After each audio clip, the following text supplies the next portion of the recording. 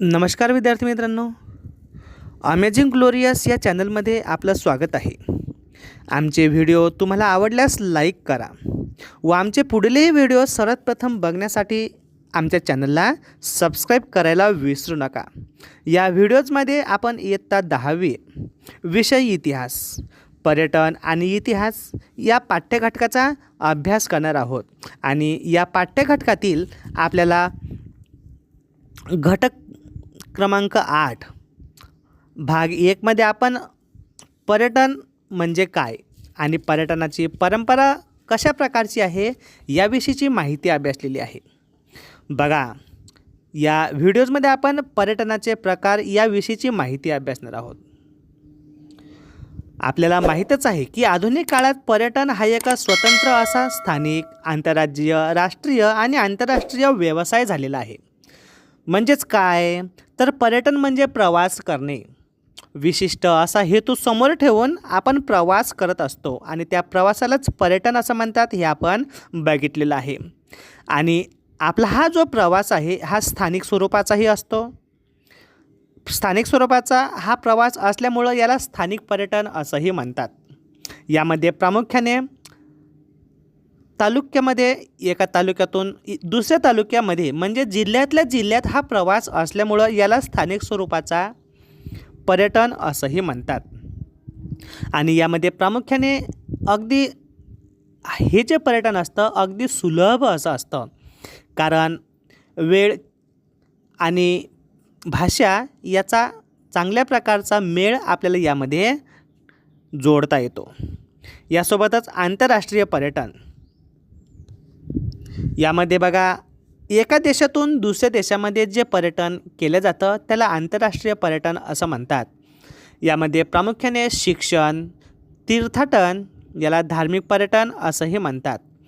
आणि शिक्षणाच्या निमित्तानंसुद्धा विशेषतः उच्च शिक्षणासाठी आपण एका देशातून दुसऱ्या देशामध्ये जात असतो आणि यालाच आंतरराष्ट्रीय पर्यटन असंही म्हणतात. यासोबतच आंतरराज्यीय म्हणजे एका जिल्ह्यातून दुसऱ्या जिल्ह्यात परंतु एका राज्यात जो प्रवास केला जातो याला आंतरराज्यीय पर्यटन असं म्हणतात. आता पर्यटन हे स्थानिक असो की आंतरराज्यीय असो की राष्ट्रीय असो की आंतरराष्ट्रीय असो, याचे कारणं आपल्याला विशिष्ट स्वरूपाचे असो दिसून येतात. देशातील व परदेशातील पुरावस्तू पाहण्यासाठी आपण प्रवास करत असतो. मग पुरावस्तू म्हणजे काय तर प्रामुख्याने जमिनीमध्ये उत्खनन करून उत्खननामध्ये ज्या काही वस्तू व वास्तू मिळत असतात त्यांचा समावेश पुरावस्तू यामध्ये होतो. उदाहरण म्हणून हडप्पा संस्कृतीमध्ये आपल्याला विविध प्रकारच्या वस्तू, अलंकार, दागदागिने, स्टॅच्यू अशा प्रकारच्या वस्तू मिळालेल्या आहेत.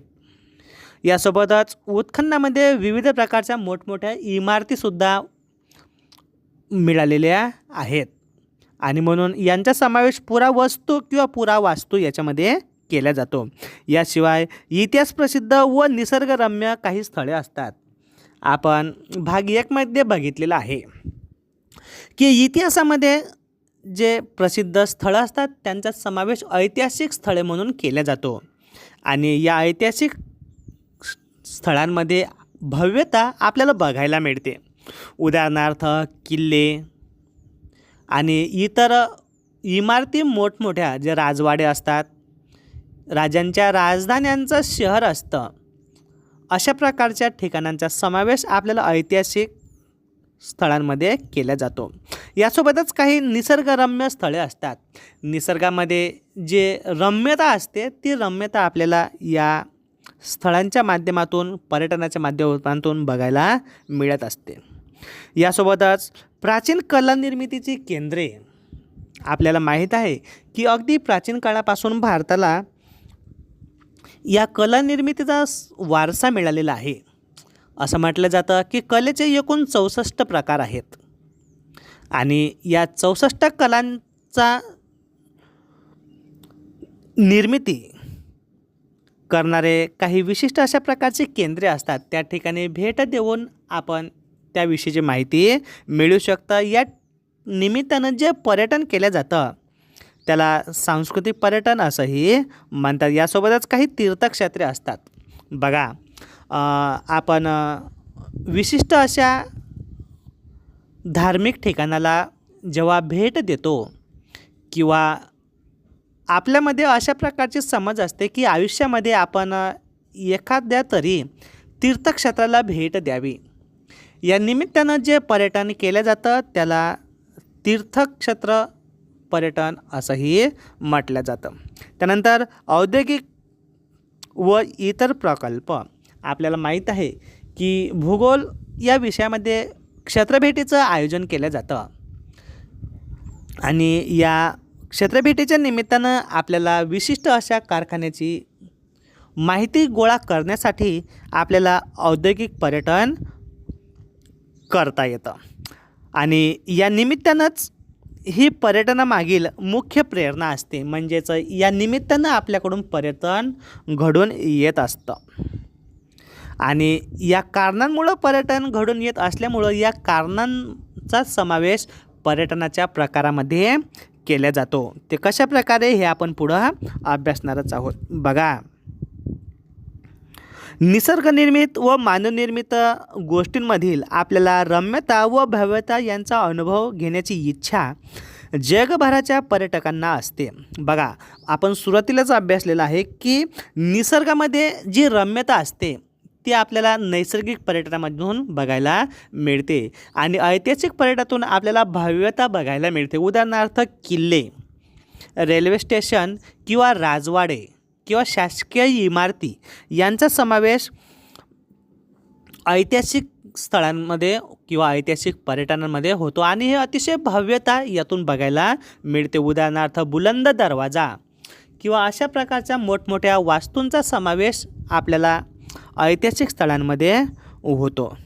बघा, अशा प्रकारची ऐतिहासिक वास्तूंमधून भव्यता आणि निसर्गनिर्मित गोष्टींमधून रम्यता आपल्याला अभ्यासायची असते आणि त्यामुळंच हिमशिखरे, समुद्रकिनारे, घनदाट जंगले असे उपेक्षित प्रदेश पर्यटनास आलेले आहेत. उपेक्षित म्हणजे काय, तर या ठिकाणी कोणीही वस्ती करून राहत नाही. हे प्रदेश मानवी वस्तींच्या दुर्गम अशा भागामध्ये असल्यामुळं यांना उपेक्षित असं म्हटलं जातं आणि प्रामुख्याने यामध्ये हिमशिखरे. आपल्याला माहीत आहे की भारतामध्ये जम्मू काश्मीर, लडाखचा जो प्रदेश आहे, एकंदरीत हिमालयाचा जो विस्तार भारतामध्ये झालेला आहे हा प्रामुख्याने हिमशिखरांचा भाग म्हणून ओळखला जातो. कारण अतिशय उंच असं पर्वतीय स्थान हे असल्यामुळं या ठिकाणी हवामान थंड आहे आणि परिणामी या ठिकाणी बर्फाच्छादित प्रदेश आहे आणि बर्फाच्छादित प्रदेश असल्यामुळं इथं हिमशिखरे निर्माण झालेली आहेत. यासोबतच समुद्रकिनारे. बघा, नैसर्गिक पर्यटनाचा ठिकाण म्हणून याचा उल्लेख केला जातो आणि भारताला जवळपास 7,500 किलोमीटर लांबीची किनारपट्टी मिळालेली आहे. यामध्ये प्रामुख्याने पश्चिम बंगालपासून तर तामिळनाडूपर्यंतचा जो भाग आहे हा पूर्व किनारपट्टी म्हणून ओळखला जातो. यासोबतच तामिळनाडू ते गुजरातच्या कच्छच्या आखातापर्यंतचा जो पश्चिमेकडील भाग आहे याचा समावेश प्रामुख्याने पश्चिम किनारपट्टी म्हणून ओळखला जातो. अशा प्रकारे अथांग असा समुद्र किनारा भारतामध्ये मिळालेला आहे आणि ते पाहण्यासाठी सुद्धा देश विदेशातील लोक पर्यटन करत असतात. यासोबतच घनदाट जंगले. भारतामध्ये बहुतेक असे अभयारण्य आहेत, यांचा समावेश संरक्षित म्हणून केलेला आहे आणि या भागामध्ये वृक्षतोड किंवा प्राण्यांची शिकार करता येत नाही आणि त्यामुळं निसर्गताच या भागामध्ये वेगवेगळ्या प्रकारच्या वनस्पती उदयाला येत असलेल्या आपल्याला दिसून येतात. यासोबतच इथं आपल्याला कोणत्याही प्रकारची शासनाकडून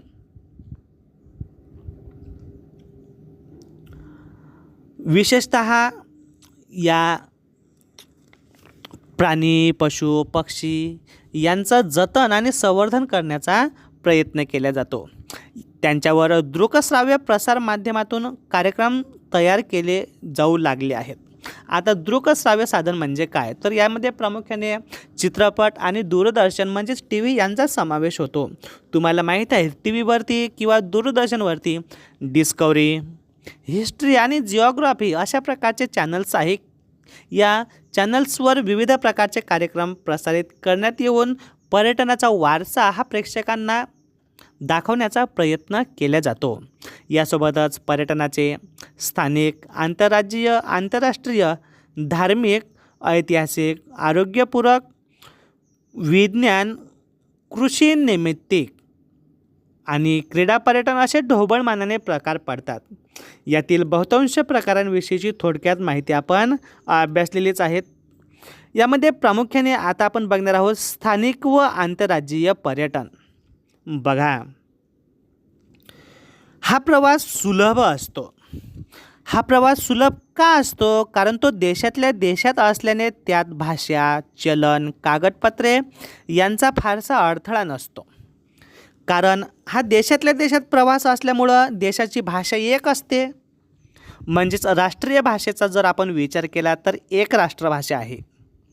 त्यामुळं आपण एका भाषेतून संवाद साधू शकतो. त्यानंतर चलन हे एकच असते. आपल्या देशातल्या देशामध्ये आपण कुठंही प्रवास केला तर रुपया हे आपलं चलन आहे आणि त्यामुळं आपल्याला चलनाची कोणत्याही प्रकारची अडचण येत नाही. परंतु परकीय देशात जर आपण गेलो तर त्या देशामध्ये वेगळं चलन असतं. त्यामुळं आपल्याला कोणताही व्यवहार त्यांच्या चलनामध्ये करावा लागतो. परंतु स्थानिक आणि आंतरराज्यीय पर्यटनामध्ये अशा प्रकारची अडचण आपल्याला येत नाही. त्यानंतर कागदपत्र म्हणजेच काय की डॉक्युमेंट, याला व्हिजा असं म्हणतात. तुम्हाला माहीत आहे की आपल्याला परदेशात जायचं झाल्यानंतर त्या देशाची आपल्याला परवानगी घ्यावी लागते आणि यालाच व्हिजा असंही म्हणतात. आणि अशा प्रकारची कागदपत्रांची जुळवाजुळव करण्यासाठी वेळ आणि खर्चही येत असतो आणि त्यामुळं स्थानिक आणि आंतरराज्यीय पर्यटन करत असताना अशा प्रकारचं कुठल्याही प्रकारची अडचण आपल्याला येत नाही. विशेष म्हणजे आपल्याला उपलब्ध असलेल्या वेळेप्रमाणे आपण त्याचे नियोजन करू शकतो. म्हणजे स्थानिक आणि आंतरराज्यीय पर्यटन म्हणजे काय तर आपल्या एका ठिकाणावरून आपल्याला दुसऱ्या ठिकाणी जाण्यासाठी किती वेळ लागतो याविषयीची माहिती आपल्याला असते आणि त्यानुसार वेळेनुसार आपण नियोजन करू शकतो. म्हणून हे पर्यटन अतिशय सुलभ असतं असं मानलं जातं. त्यानंतर अशा प्रकारे आपल्याला स्थानिक आणि आंतरराज्यीय पर्यटन म्हणजे काय याविषयीची माहिती सांगता येते. त्यानंतर आंतरराष्ट्रीय पर्यटन. बघा, आंतरराष्ट्रीय पर्यटन हे प्रामुख्याने एका देशातून दुसऱ्या देशामध्ये केलं जातं. यामध्ये प्रामुख्याने हे अंतर जास्त असतं. अंतर जास्त असल्यामुळं यामध्ये प्रामुख्याने आपल्याला वाहतुकीचं साधन म्हणून आपल्याला प्रामुख्याने जहाज, रेल्वे आणि विमान यांचा विचार करावा लागतो. असं म्हटलं जातं की सर्व प्रवासाच्या साधनांमध्ये जहाज या प्रवासाचं साधन अतिशय सोपं आहे, स्वस्त आहे. परंतु जहाजाच्या माध्यमातून जर आपण प्रवास केला तर वेळ जास्त लागतो आणि त्यामुळं कमी वेळेतील जे कामं, जे ऑफिशियल शासकीय कार्य असते ते आपल्याला वेळेवर करता येत नाही आणि त्यामुळं शक्यतो आपल्याला या जहाजाचा जास्तीत जास्त लाँगचा प्रवास किंवा दूरचा प्रवास करण्यासाठी आपल्याला याचा वापर करता येत नाही. परंतु व्यापाराच्या निमित्तानं मात्र मालवाहतुकीसाठी याचा उल्लेख किंवा विचार केला जातो. आणि म्हणून दुसरं साधन आहे रेल्वे. आता तुम्हाला माहीत आहे की भारतामध्ये जवळपास रेल्वे सुरू झाल्यामुळं भारतातील खेडे हे शहराला जोडलेली आहेत आणि त्यामुळं भारतामध्ये दूरचा प्रवास करण्यासाठी सर्व सुविधायुक्त असा रेल्वेचा प्रवास आहे आणि त्यामुळं जास्तीत जास्त लोक दूरच्या प्रवासासाठी सुद्धा रेल्वेचा विचार करत असलेला दिसून येतो. त्यानंतर विमान. तुम्हाला माहीत आहे की आज जगातील कोणत्याही कानाकोपऱ्यामध्ये आपण विशिष्ट अशा वेळेमध्ये म्हणजेच 12 तासाच्या आतमध्ये जगातील कोणत्याही देशामध्ये आपण पोचू शकतो एवढ्या वेगवान विमानाची सेवा आपल्याला उपलब्ध झालेली आहे. आणि म्हणूनच आंतरराष्ट्रीय पर्यटनासाठी विशेषतः आपल्याला या साधनांचा उल्लेख केला जातो. बघा, जहाजांमुळं समुद्रावरचे जे देश आहेत ते जोडले गेलेले आहेत.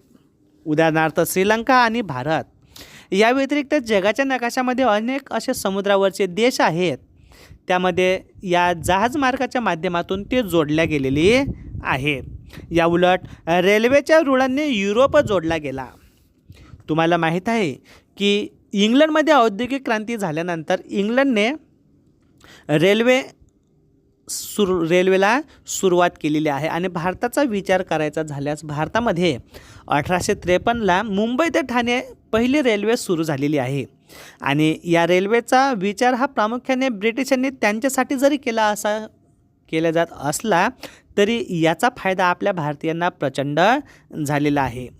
कारण या रेल्वेच्या माध्यमातूनच अनेक प्रदेशांमध्ये आपल्याला जाता आले, विचारांची देवाणघेवाण करता आलेली आहे. आणि म्हणून आपल्याला रेल्वेच्या माध्यमातून आंतरराष्ट्रीय पर्यटन करणं सुलभ झालेलं आहे. या उलट विमानांनी जग जवळ आलेलं आहे. मग आज आपण बघितलेलं आहे की आज जगातील कोणत्याही कानाकोपऱ्यामध्ये आपल्याला अगदी कमी वेळामध्ये प्रवास करता येतो. आणि त्यामुळंच विमानाच्या माध्यमातून जग जवळ आलं आहे असं म्हटलं जातं. आर्थिक उदारीकरणानंतर भारतातून परदेशात जाणाऱ्यांची आणि परदेशातून भारतात येणाऱ्यांची संख्या वाढली आहे. मग आता का वाढलेली आहे? कारण आर्थिक उदारीकरणाचा भारताने स्वीकार केलेला आहे 1991मध्ये. तत्कालीन अर्थमंत्री डॉक्टर मनमोहन सिंग यांनी भारताची आर्थिक परिस्थिती सुधारण्यासाठी उदारीकरणाचा स्वीकार केलेला आहे. आणि या उदारीकरणाच्या माध्यमातून आपल्याला भारतातील परदेशामध्ये आणि परदेशातील लोकांना भारतामध्ये व्यवसाय स्थापन करण्याची परवानगी, चांगल्या प्रकारची व्यवसाय स्थापन करण्यात यावे अशा प्रकारचं त्यांनी आर्थिक धोरण स्वीकारलेलं आहे. यालाच उदारीकरण असं म्हणतात. आणि या उदारीकरणाच्या माध्यमातूनच म्हणजेच 1991 पासून भारतामध्ये येणाऱ्यांची आणि भारतातून बाहेरच्या देशामध्ये जाणाऱ्यांची संख्या वाढलेली आहे. यासाठी आपल्याला अभ्यास, विरंगुळा, स्थलदर्शन, व्यावसायिक कामे, चित्रपटांचे चित्रीकरण यासारख्या कामांसाठी देश विदेशात येणाऱ्या आणि जाणाऱ्या पर्यटकांचे प्रमाण वाढलेलं आहे. बघा, अभ्यास यामध्ये आपण सुरुवातीला अभ्यासलेलं आहे की विशेषतः उच्च शिक्षण घेण्यासाठी आपल्याला परदेशामध्ये जाण्याची आवड निर्माण झालेली असते. आणि उच्च शिक्षण घेण्यासाठी आपण जे परदेशात जातो यातूनच आपल्याकडून आंतरराष्ट्रीय पर्यटन होत असतं. या उलट विरंगुळा, आता विरंगुळा म्हणजे निखळ मनोरंजन यामध्ये असतं. यामध्ये प्रामुख्याने आंतरराष्ट्रीय स्तरावर चित्रपटांचा महोत्सव साजरा केला जातो. यामध्ये चित्रपटांचं प्रदर्शन केलं जातं.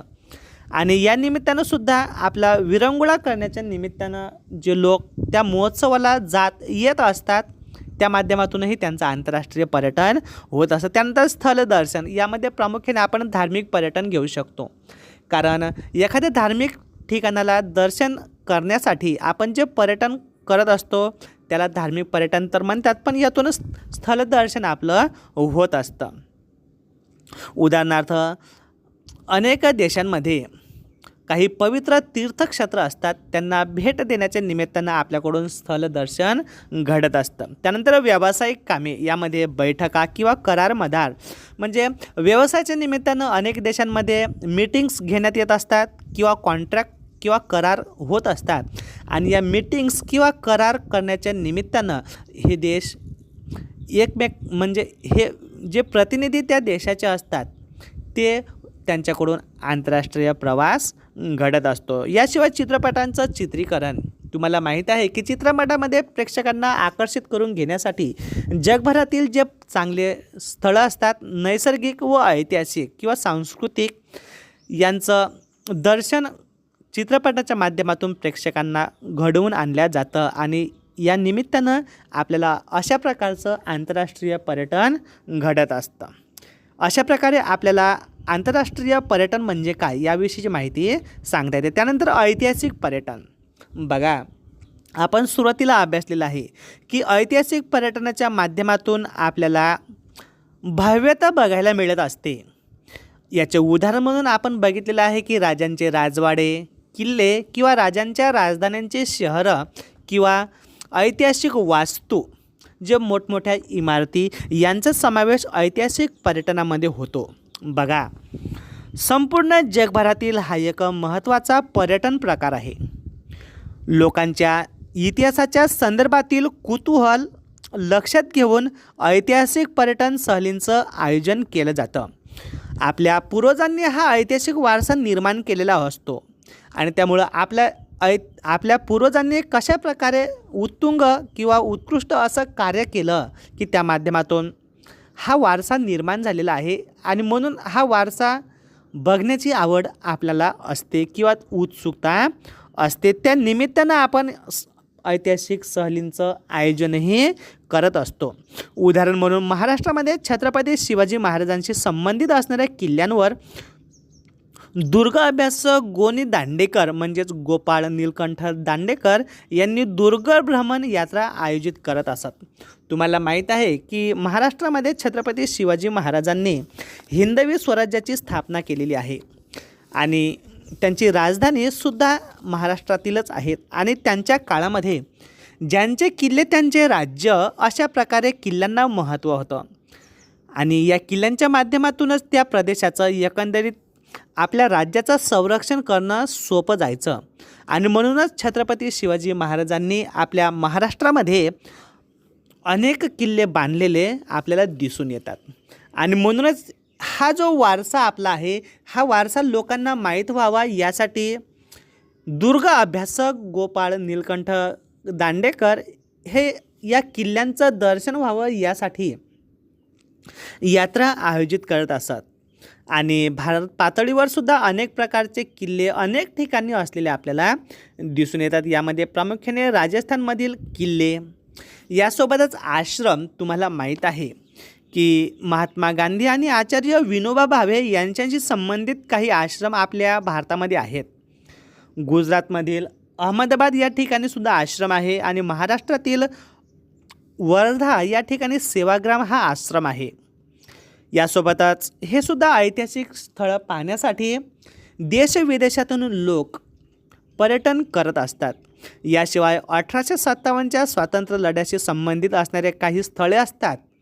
या ठिकाणी हे जे शहरं आहेत हे स्थळे असतात यांचासुद्धा ऐतिहासिक वारसांमध्ये समावेश करण्यात आलेला आहे आणि या ठिकाणी सहली आयोजित करून जास्तीत जास्त ऐतिहासिक वारसा हा बघण्याचा प्रयत्न केला जातो.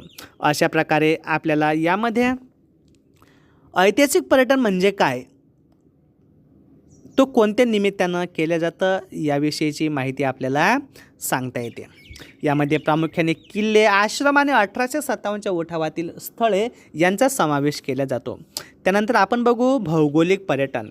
बघा, आपण सुरुवातीला अभ्यासलेला आहे की भौगोलिक पर्यटनाच्या माध्यमातून आपल्याला निसर्गातील रम्यता बघायची असते आणि या निसर्गातील रम्यता कशा प्रकारची आहे याविषयीची माहिती आपल्याला भौगोलिक पर्यटनाच्या माध्यमातून होत असते. उदाहरण म्हणून आपल्याला निसर्गामध्ये उपलब्ध असलेले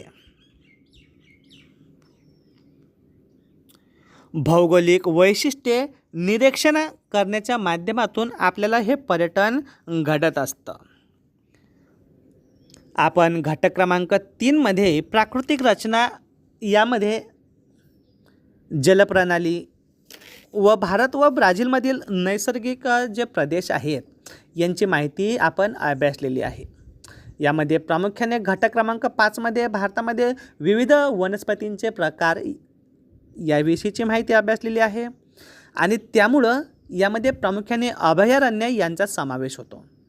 अभयारण्यामध्ये प्राणी, पशु, पक्षी, वनस्पती यांचा भाग हा संरक्षित केलेला असतो.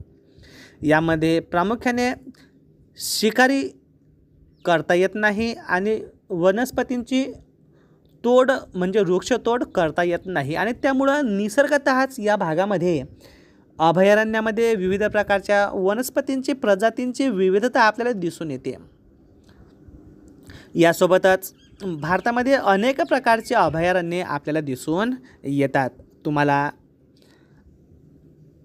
अभयारण्याचे प्रकार कोणकोणते आहेत आणि भारतामध्ये आणि महाराष्ट्रामध्ये कोणकोणत्या प्रकारचे कोणते अभयारण्य आहेत हे आम्हाला फीडबॅकच्या माध्यमातून तुम्हाला सांगायचं आहे.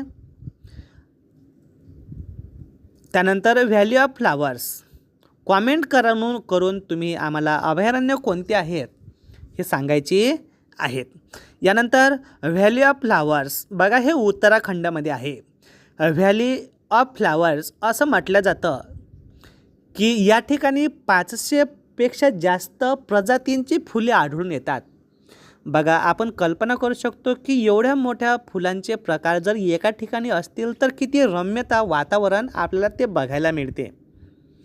असं म्हटलं जातं की व्हॅली ऑफ फ्लावर्स या ठिकाणी जम्मू काश्मीरमधील नंदादेवी हा जो पर्वतीय प्रदेश आहे या भागामध्ये व्हॅली ऑफ फ्लावर्स हे ठिकाण आहे. यासोबतच आपल्याला काही समुद्रकिनारे सुद्धा माहिती सांगता येते.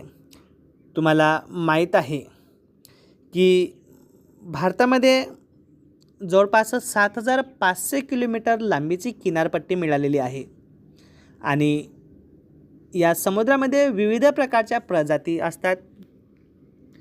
जवळपास भारतामध्ये 2000पेक्षा जास्त पशूंची आणि पाण्यामध्ये राहणाऱ्या प्राण्यांची संख्या दिसून येते. जवळपास 250पेक्षा जास्त माशांचे प्रकार भारतामध्ये आढळून येतात आणि जगाच्या तुलनेत जवळपास हे 12% प्रमाण आहे.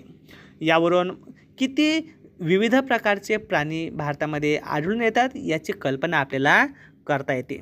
यासोबतच काही भौगोलिक वैशिष्ट्यपूर्ण स्थळे असतात. बघा यामध्ये प्रामुख्याने आपल्याला महाराष्ट्रातील लोणारचं सरोवर हे बुलढाणा जिल्ह्यामध्ये आहे आणि एक आंतरराष्ट्रीय दर्जाचं हे एक पर्यटनाचं ठिकाण आहे. त्यानंतर निघोज येथील रांजण खळगे, बघा आपल्या महाराष्ट्रातील अहमदनगर जिल्ह्यामधील निघोज नावाची नदी आहे आणि या निघोज नदीवरील किनारपट्टींवर रांजण तयार झालेले आहेत. म्हणजे आपण पाणी ठेवण्याचा जो मोठा माठ असतो त्याला रांजण असं म्हणतात आणि या रांजणाच्या आकाराचे नैसर्गिकदृष्ट्या इथं खळगे तयार झालेले आहेत म्हणून त्यांना रांजण खळगे असं म्हणतात. इत्यादींचा समावेश भौगोलिक पर्यटनामध्ये होतो. यातील अनेक स्थळांमधील निसर्गांचे अवलोकन करावे या इच्छेपोटी आणि कुतूहलपोटी अनेक पर्यटक तिथं जात आणि येत असतात. अशा प्रकारे आपल्याला भौगोलिक पर्यटन म्हणजे काय आणि कोणकोणत्या ठिकाणांचा समावेश होतो याविषयीची माहिती सांगता येते. त्यानंतर आपण बघू आरोग्य पर्यटन. बघा आरोग्य पर्यटन म्हणजे काय, तर आरोग्य बरं करण्यासाठी किंवा एखादा आजार जर झालेला असेल तो आजार बरा व्हावा यासाठी आपल्याला उपचार करण्यासाठी एका देशातून दुसऱ्या देशात जावं लागतं. त्या निमित्तानं जे पर्यटन होतं त्याला आरोग्य पर्यटन असं म्हणतात. तुम्हाला माहीत आहे की आज जगामध्ये प्रत्येक देशामध्ये आणि विशेषतः भारतामध्ये वैद्यकीय सेवांचा प्रचंड विकास झालेला आहे आणि वैद्यकीय सेवांचा प्रचंड विकास झालेला असल्यामुळं आज देश विदेशातील लोक भारतामध्ये वैद्यकीय सेवांचा उपचार करण्यासाठी येत आहेत. बघा यासोबतच भारतामध्ये सूर्यप्रकाश मुबलक प्रमाणात उपलब्ध आहे. तुम्ही मराठीमध्ये इंग्लंडचा हिवाळा अभ्यासला असणार. इंग्लंडमध्ये तापमान अतिशय कमी असतं आणि त्यामुळे सूर्यप्रकाश किती महत्त्वाचा आहे आरोग्यासाठी हे आपल्याला माहीतच आहे आणि म्हणून युरोपीय देशांमध्ये सूर्यप्रकाश मुबलक प्रमाणात नसल्यामुळं आपल्या भारतामध्ये ते पर्यटन करायला येत असतात. यासोबतच संपूर्ण जगाला भारताची देणगी 21व्या शतकामध्ये मिळालेली आहे ती म्हणजे योग आणि आरोग्य चांगलं राहावं यासाठी योगाच्या निमित्तानं सुद्धा परकीय लोक भारतामध्ये येत असलेले दिसून येतात. बघा आरोग्य पर्यटन भारतातील वैद्यकीय सेवा व सुविधा पाश्चात्यांच्या मध्ये स्वस्त व दर्जेदार आहेत. आता बघा भारतातील वैद्यकीय सेवा व सुविधा पाश्चात्यांच्या मध्ये स्वस्त व दर्जेदार आहेत म्हणजे काय, तर दर्जेदार म्हणजे गुणवत्तापूर्ण आहेत. भारतामध्ये वैद्यकीय क्षेत्रामध्ये प्रचंड संशोधन झालेलं आहे आणि म्हणून दर्जेदार आहेत हे बरोबर आहे. पण स्वस्त आहेत म्हणजे काय? तर याचं कारण आहे की युरोपीय चलन आहे डॉलर, आणि डॉलरच्या तुलनेत भारताचं जे चलन आहे रुपया, याची किंमत फार कमी आहे. आणि म्हणून युरोपीय म्हणजेच आपले 64 किंवा 65 ते 70 रुपये कमी जास्त होत आहेत, ते 73 रुपयापर्यंत जाते, मूल्य घसरत आहे. भारताच्या दृष्टिकोनातून ही आर्थिकदृष्ट्या चांगली गोष्ट नाही, परंतु त्यांचा $1 म्हणजेच आपल्याला 70 ते 75 रुपये. यावरून डॉलरची किंमत जास्त आहे हे आपल्याला दिसून येतं, आणि म्हणून पाश्चात्यांच्या मते भारतामध्ये वैद्यकीय सेवा स्वस्त आहेत असा त्याचा अर्थ आहे. आणि म्हणूनच आणि दर्जेदार आहे, कारण संशोधन प्रचंड झालेलं वैद्यकीय क्षेत्रामध्ये, आणि म्हणून याच कारणास्तव परदेशी लोक भारताकडे येऊ लागलेले आहेत. यासोबतच भारतात मुबलक सूर्यप्रकाश उपलब्ध आहे, याचा आपण सुरुवातीला बघितलेला आहे. त्याचा लाभ घेण्यासाठी कितीतरी लोक भारतात येतात. याशिवाय योग शिक्षण आणि आयुर्वेदिक उपचारांसाठी भारतामध्ये लोक मोठ्या प्रमाणात येत असलेले दिसून येतात. तुम्हाला माहीत आहे की भारतामध्ये जो हिमालय पर्वत आहे, हिमालय पर्वतामध्ये विविध प्रकारची वनस्पती आहेत, आणि प्रामुख्याने या वनस्पतींपासून पाने, मुळे, खोडे, साल, फळे, फुले यांचा वापर आयुर्वेदिक औषधी म्हणून केला जातो. आणि त्यामुळंच जास्तीत जास्त मोठ्या प्रमाणात भारतामध्ये आरोग्यविषयक पर्यटन म्हणून विकास होत आहे. त्यानंतर आपण बघू कृषी पर्यटन. बघा, आपण भाग 1 मध्ये कृषी पर्यटन म्हणजे काय याविषयीची माहिती अभ्यासलेली आहे. शहरी संस्कृतीत वाढलेल्या आणि कृषी जीवनाची माहिती नसलेल्या माहिती नसलेल्यांसाठी कृषी पर्यटन हा प्रकार अलीकडच्या काळात झपाट्याने पुढे आलेला आहे. कारण शहरी संस्कृतीमध्ये जन्माला आलेल्या नागरिकांना शेती म्हणजे काय हे माहीत नसतं. शेतीमध्ये कशा प्रकारची संसाधनं वापरली जातात, कोणती साधने वापरली जातात, ते साधने कसे आहेत, त्या साधनांना काय म्हणतात, त्यांची नावे काय आहेत हे माहिती नसतं. आणि म्हणून हे पाहण्यासाठी कृषी पर्यटन हा एक आधुनिक पर्यटनाचा प्रकार उदयाला आलेला आपल्याला दिसून येतो.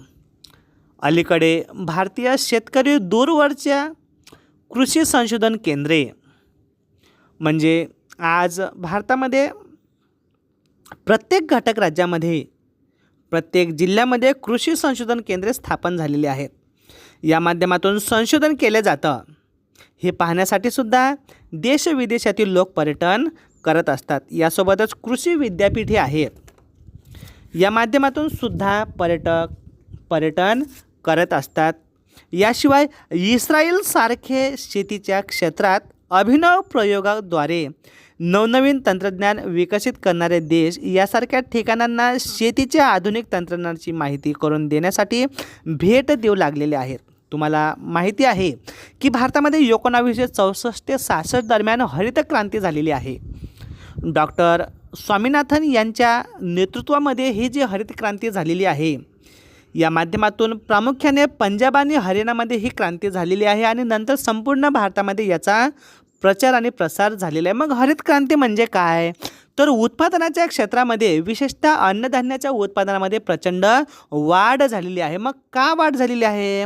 तर शेतीच्या क्षेत्रामध्ये त्यांनी आधुनिक तंत्रज्ञानाचा वापर केलेला आहे. प्रामुख्याने रासायनिक बिया, रासायनिक खते यांचा वापर केलेला आहे. आणि शेतीमध्ये प्रामुख्याने आधुनिक तंत्रज्ञान, यामध्ये प्रामुख्याने सिंचनाच्या सोयी उपलब्ध करून दिलेल्या आहेत. यामध्ये प्रामुख्याने सिंचन, यामध्ये ठिबक सिंचन, स्प्रिंकलर, तुषार या पद्धतींचा वापर केला जात असल्यामुळं कमीत कमी पाण्यामध्ये जास्तीत जास्त उत्पादन घेतलं जात आहे. आणि हे पाहण्यासाठी जे पर्यटन केलं जातं त्याला कृषी पर्यटन असं म्हणतात. यासोबतच बाहेरच्या देशामध्ये उदाहरणार्थ इस्रायल देशामध्ये शेतीवर जे प्रयोग केले जातात ते आपल्या देशामध्ये सुद्धा करता यावे यासाठी पाहण्यासाठी किंवा संशोधन करण्यासाठी लोक जात असतात. त्यालासुद्धा कृषी पर्यटन असं म्हणतात. त्यानंतर क्रीडा पर्यटन.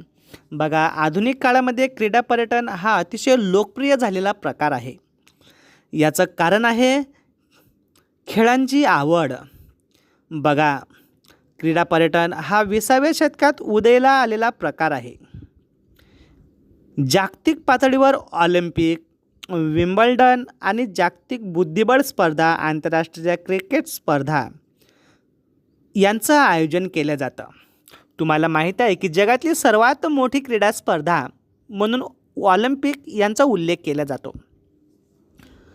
आणि दर 4 वर्षानंतर याचं आयोजन केलं जात असल्यामुळं या खेळाची क्रेज निर्माण झालेली आहे. उदयोन्मुख खेळाडू आपली छाप पाडण्यासाठी या खेळामध्ये या स्पर्धेमध्ये सहभागी होत असतात. तर अनुभवी खेळाडू पुन्हा पुढच्या स्पर्धेमध्ये आपल्याला यामध्ये सहभाग होण्याची संधी मिळणार नाही म्हणून जास्तीत जास्त मेडल मिळवण्यासाठी प्रयत्न करत असतात. यासोबतच टेनिस या क्षेत्रामध्ये विम्बल्डन, अमेरिकन फ्रेंच ओपन अशा प्रकारच्या टेनिसमध्ये ही स्पर्धा घेतली जाते. त्यानंतर बुद्धिबळ स्पर्धा.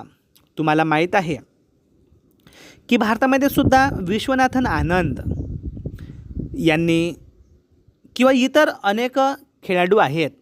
आंतरराष्ट्रीय स्तरावर बुद्धिबळ या खेळामध्ये भारताचं नाव उंचावण्यासाठी यांनी चांगल्या प्रकारची कामगिरी केलेली आहे. यासोबतच आंतरराष्ट्रीय क्रिकेट स्पर्धा.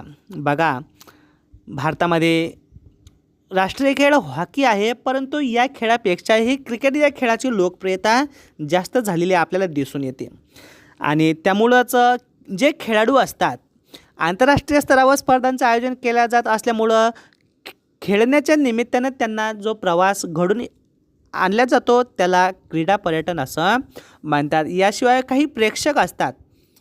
प्रेक्षकसुद्धा आपल्याला सामना पाहण्यासाठी जात असतात आणि म्हणून या निमित्तानं जे पर्यटन केलं जातं त्याला क्रीडा पर्यटन असं म्हणतात. त्यानंतर नैमित्तिक पर्यटन.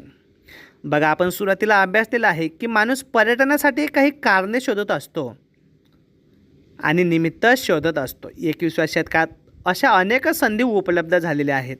त्यानिमित्तानं जे पर्यटन होतं त्याला नैमित्तिक पर्यटन असं म्हणतात. उदाहरणार्थ जगभरातील विविध देशांमधील फिल्म फेस्टिवल्स, राष्ट्रीय किंवा आंतरराष्ट्रीय चित्रपट महोत्सवाचं आयोजन केलं जातं. त्यासोबतच संमेलने होत असतात.